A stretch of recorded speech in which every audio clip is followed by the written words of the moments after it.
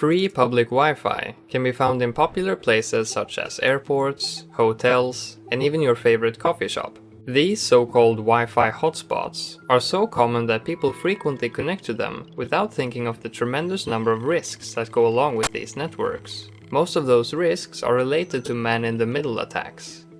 A man-in-the-middle attack occurs when a malicious actor intercepts communication between two parties. There are various types of attacks, but one of the most common is to intercept a user's request to access a website and then send back a response with a very convincing spoof of the legitimate website, tricking them into revealing their credentials and other sensitive information.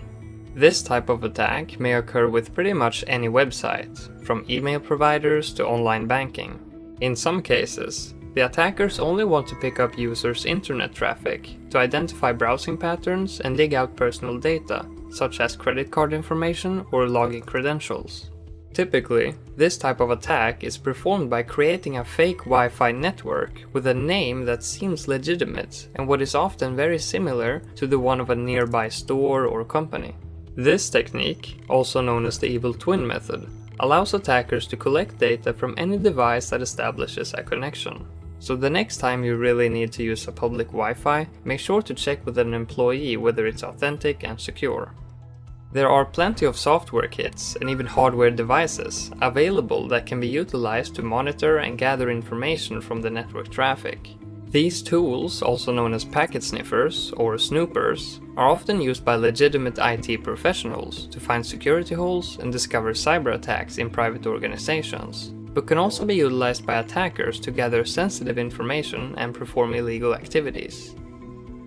Every time a user logs into an online account, a cookie is sent to their device. Cookies are small files that web browsers collect from websites and are designed to hold a small amount of data specific to a particular client and website. For example, a cookie could hold a token that allows users to remain logged in without having to enter their credentials every time they visit a particular website. A cookie theft is something that happens when a malicious actor successfully intercepts and steals the cookies you are using to communicate with websites.